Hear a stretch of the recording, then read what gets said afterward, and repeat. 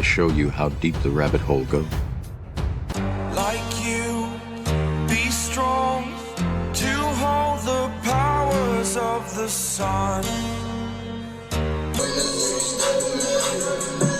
Listen to Pavarotti. Can I be your superhero? Hello, welcome to The Revealing. I'm your host, Pavarotti, and I'm here to discuss the Idaho 4 case. Now, back to what we were talking about here, I guess it was about a week ago before we got into some of the, case update information. And I was going through a lot of things about those roommates and the atrocity itself. And I was dropping a lot of clues. And before we get to the final video where I put together what I believe happened in the atrocity at this point, is we've got to cover some other information. But I want you to remember this word, totality. Okay, totality. Always keep in mind totality whenever you're focusing in on one of the clues that are given to us in this case. Because a lot of people out there will take one thing and they will just devote their time and interest to it, and they will ignore everything else. And you can't do that, especially in a case as complicated as this. So always remember totality. Never focus in on one aspect and think, okay, that's it. So when vetting out things, you have to take that particular point and then vet it out with the totality of everything else that you know. And that's why I say when I do these videos, I drop clues. Well, those clues are meant to be looked at in totality. And the reason I say that is we're going to do a little investigating in this one. All right, I'm going to show you some things that I've been staring at here lately. And I've been dropping little hints and clues here and there.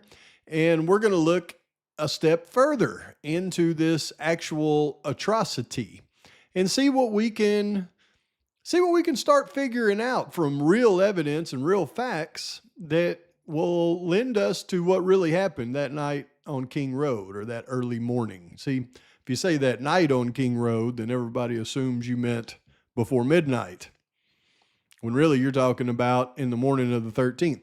So one thing that I have began to notice is there is a certain area of interest. As I stare at the movements of what they call suspect vehicle, I notice a pattern. I notice a very particular pattern. And when thought about in totality, that pattern starts to show clues. I'm being a little bit cryptic, and I'm going to explain as we go along. By the end, it'll all be very clear to you. But there's also things that happen in this case that throw everything that we've thought about before into disarray. And if you didn't watch channels like this and some of the other smaller channels out there, I mean, you'd never even realize this was the information that's real, because mainstream certainly won't cover it.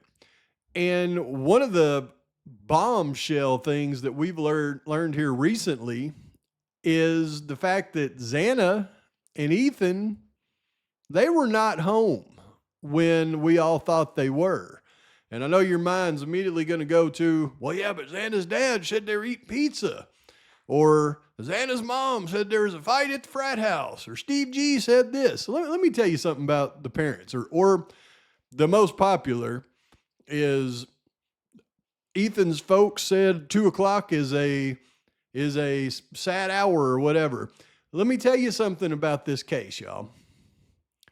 The parents of the victims in this case know at this point probably less than you do. Okay, so anything that any of them has said, you can't take as evidence because they don't know anything. The investigators may have told them a little bit here and there, but they haven't told them much. Certainly haven't told them the truth, because we know most of the stuff that has been said about this case is a lie. So you got to take that stuff, in my humble opinion, out of your mind, because it's not some glaring facts that you can apply to the evidence in this case, in my humble opinion. So what you can apply to this case, though, in my humble opinion, is what comes out in the court docs as far as what they think happened and what you see with your own two eyes. I mean, that's basically it. So the thing that popped out in these court docs recently was the fact that Ethan and Xana weren't home by 2:10 a.m. The PCA clearly stated in two different places, one kind of cryptic about the DoorDash, but in another place it said they were clearly home. So, and let me show you. What's crazy to me is no matter how many times I've read this PCA, and y'all know I've read it thousands at this point, new words seem to appear in this thing that I've never even seen before. It drives me crazy, but I know they've been there the whole time. For example, on the evening of November 12th, 2022, Chapin and Kernodle are seen by BF. So they're making a definitive statement there. They are seen. So November 12th, Chapin and Kernodle are seen by BF at the Sigma Chi House on the University of Idaho campus at 735 Nez Perce Drive then it gets a little more wishy-washy, all right? But they are seen from approximately 9 p.m. on November 12th to 1:45 a.m. on November 13th. So now we got an approximately. BF also, and I've never seen this word before, but it's been there the whole time, BF also estimated that at approximately 1:45 a.m., Chapin and Kernodle returned to the King Road residence. But you've got to look at everything in here to really get a clear picture of how they're being so cryptic about Ethan and Xana. Number one, it's apparently this word estimated, so now it's not as clear. And BF also stated that Chapin did not live in the King Road residence, but was a guest of Kernodle. Now, I always thought that was just to clarify that Ethan wasn't a resident there. But now that I look at it in relation to the next statement, I realize this was a very strategically crafted part of this PCA so that they did not definitively say that Ethan and Xana were home at 1:45. So approximately 1:45, she estimated 1:45, and by the way, Chapin was not a resident of the home. Now, when we keep all that in mind and we go to DM and BF both made statements during interviews that indicated the occupants of the King Road residence were home by 2 a.m. Now, when I look at it and I see occupants, and they've already clearly stated right before that Chapin was not an occupant. The occupants were at home at 2 a.m. and asleep, or at least in their rooms by approximately 4 a.m.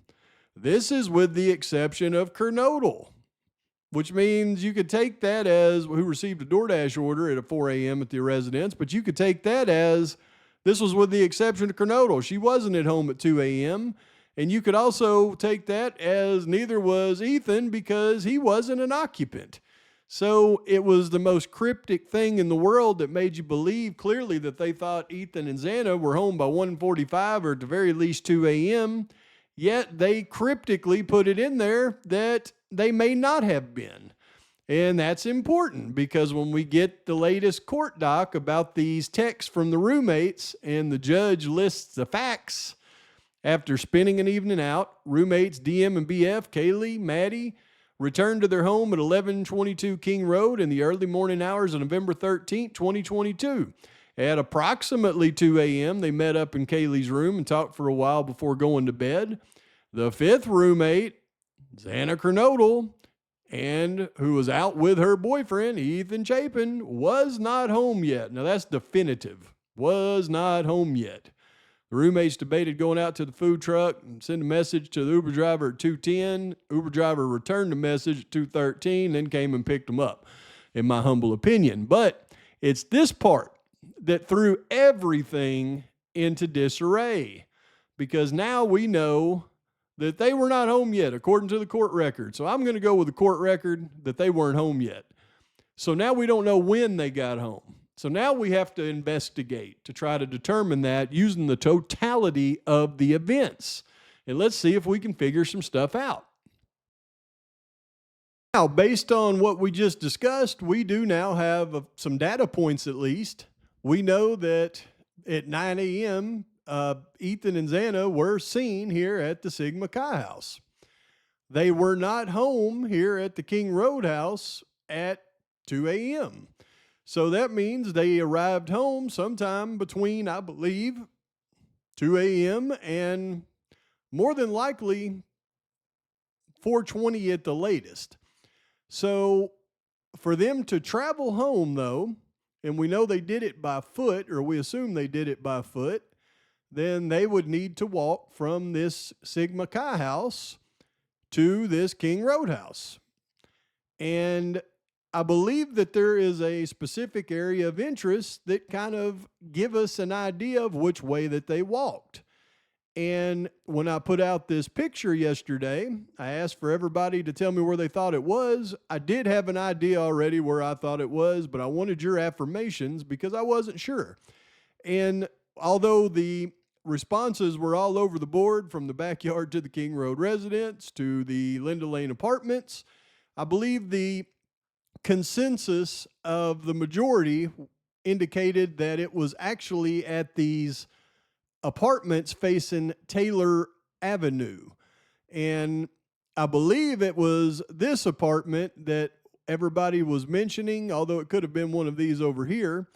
But either way, whether it was these or these, we can assume that that picture was taken at one of these apartments. So if that's where they started their evening, then logic would say if it's right in between the Sigma Chi house and the King Road house, that would probably be a stop, at least on the way back to the King Road house, since that's where they started. So I would estimate that sometime between 2 and 4, Ethan and Xana was walking from the Sigma Chi house to the King Road house and stopped back by this area right here before continuing on. And there's other things that happen in this particular area that makes me think that this is a likely stopping point when you look at the totality of things that happen.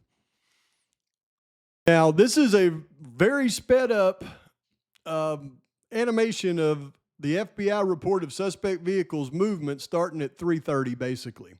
So I want you to watch this, and you're going to see that you can identify easily 4 points of interest that this vehicle continually goes by, or maybe even more than that. But see if you can notice the 4 areas that look like of her interest as this vehicle continues to pass at least 4 areas consistently. And this just takes a minute.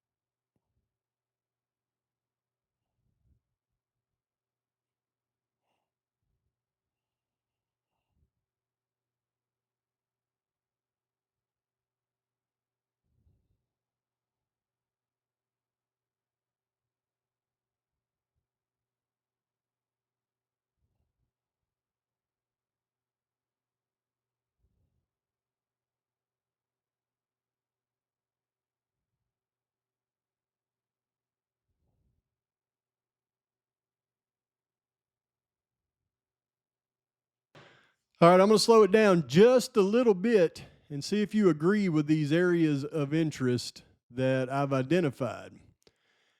As it comes through the King Road residence area, the first area of interest that it continually goes by is right here. The second area of interest where it seems to pause is right here.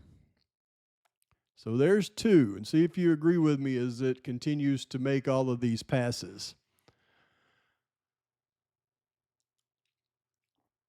Now, somewhere in this area between right here, and I'm going to say right here, is another area of interest, because once it gets past that area, it either makes a U-turn or a loop, and 1 or 2 times it doesn't even go that far. So right in here is an area of interest, number 3.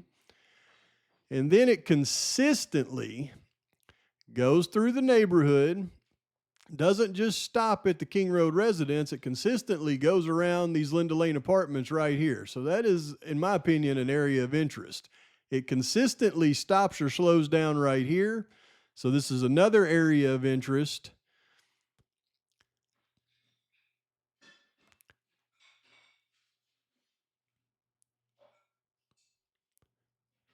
And then it consistently heads down this way.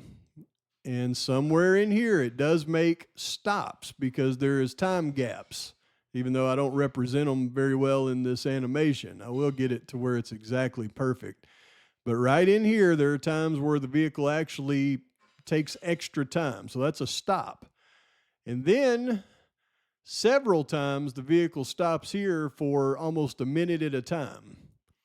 So it leaves out of there, makes the trip back down here, quickly makes a U-turn, comes back up, and then it pauses somewhere in this area between here and here for about a minute, and then it comes back up, and then it goes to this area of interest where it stops for a minute at a time. And then it comes out, goes back down. Somewhere in here is an area of interest because it turns around right there, stops for a minute, and then comes back up, and then goes back to this area of interest. Then into the King Road neighborhood, where it follows the same pattern of right here area of interest to right here area of interest. The DoorDash driver comes in, it leaves out, heads back the same direction. Now either another vehicle comes up at this point in front of this DoorDash driver and pulls into this area of interest, or that other vehicle is the green car and the DoorDash driver pulls in that area of interest. Then the vehicle comes back up for the last pass, and even on the last pass where it does the very odd stop and turn around right here, it still hits that area of interest. And then goes past the King Road residence, makes a 3-point turn, slowly comes back once again to this area of interest, and then comes around and stops at this area of interest for about 7 or 8 minutes. And then here's Dylan coming home. Oh, I see him. He runs out, gets in the car, and speeds away like Mario Andretti. So just focusing in on the movements of that vehicle, I mean, just taking a completely unbiased look at things, I think it's easily determinable that these areas of interest that vehicle consistently went past are right here at Linda Lane, the other side of the Queen Road apartments, in between the Queen Road apartments and the King Road residence, this area right here between Walenta and this little road right here somewhere.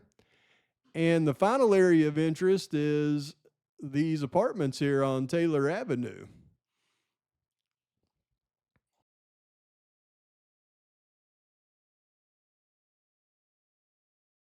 Now, just taking the most basic observation of the crime on King Road without adding all the guilter stuff about Xana being in the kitchen and going upstairs and all that made up stuff that there's no evidence to back up, you look at the most basic look at this crime, and that is the 2 rooms that the atrocity occurred in. One was Xana's room, one was Maddie's room.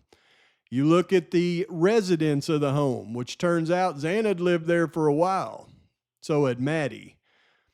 Kaylee had moved out, was just visiting for the weekend. Ethan is just Xana's boyfriend, even though he may have stayed there often. When you look at it from the outside looking in, And all the evidence says the entire crime scene is in that room and in that room. And the fact that they clearly declared these were targeted attacks from the beginning, and you know that according to them, there was a roommate here that wasn't even home, and there was a roommate down here that wasn't even home. But when you look at the evidence from the outside looking in on the most basic level, it should tell you that the targets of this atrocity were Xana and Maddie. Now, but more damage was done to Kaylee and Ethan. Yeah. Well, I can assume that if the targets were Xana and Maddie, that they would probably want to do more damage to Kaylee and Ethan because they wouldn't want you to know who the targets were. And that would be one way to stage the crime scene.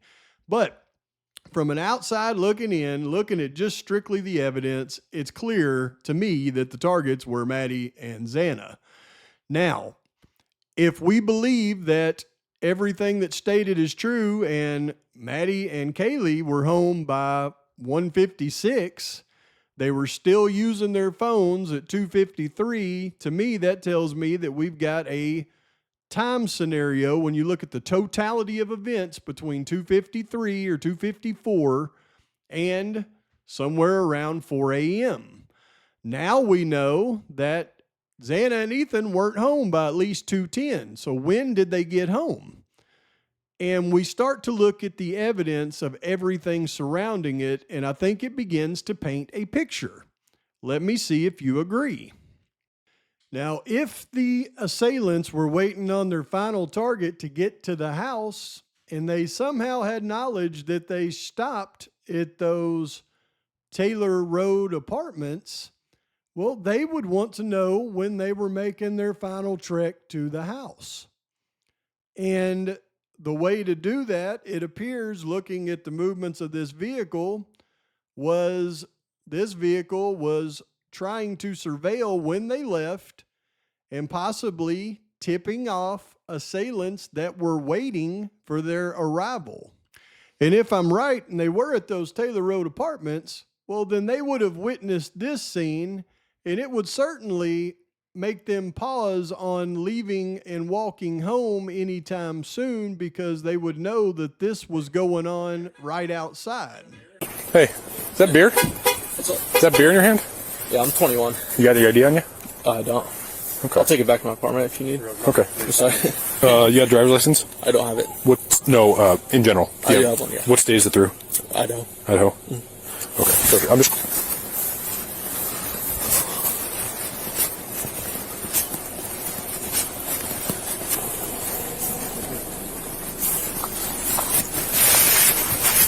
So about 15 minutes after the police were clearly seen out in front of these apartments harassing youngsters that had been drinking, would make me not want to walk home, probably would make Xana and Ethan not want to walk home as well. Then we start to see the movements of this guy.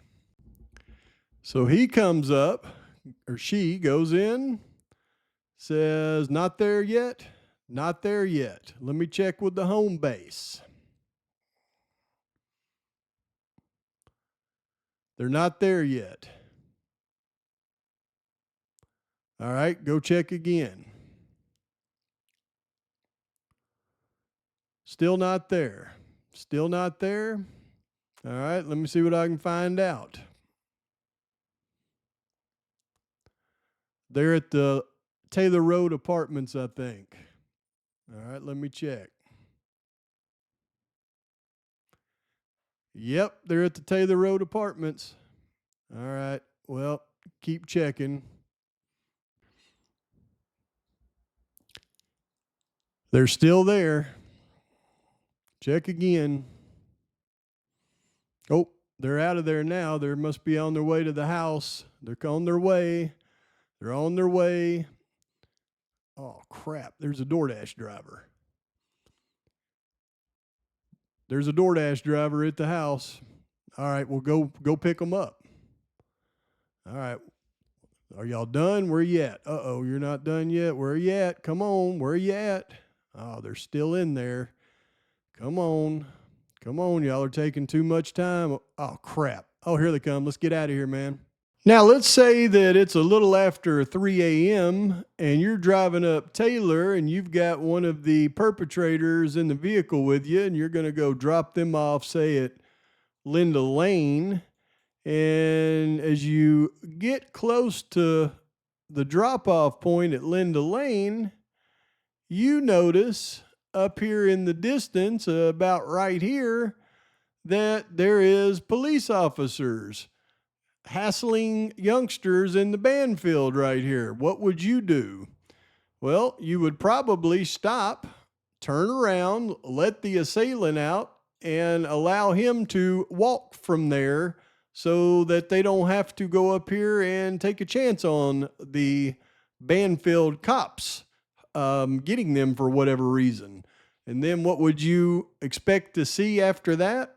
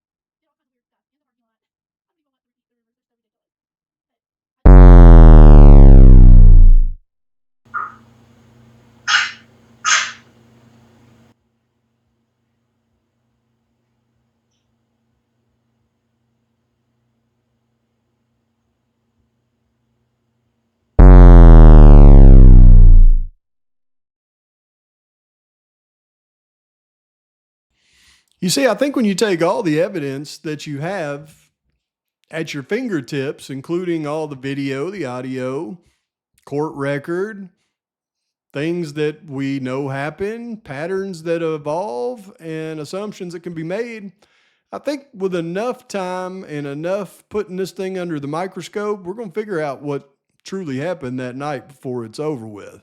But I want to leave this one right there and hear your thoughts. Please like and subscribe to the channel. Post your comments, thoughts, criticisms. Till next time, Pavarotti's out. Can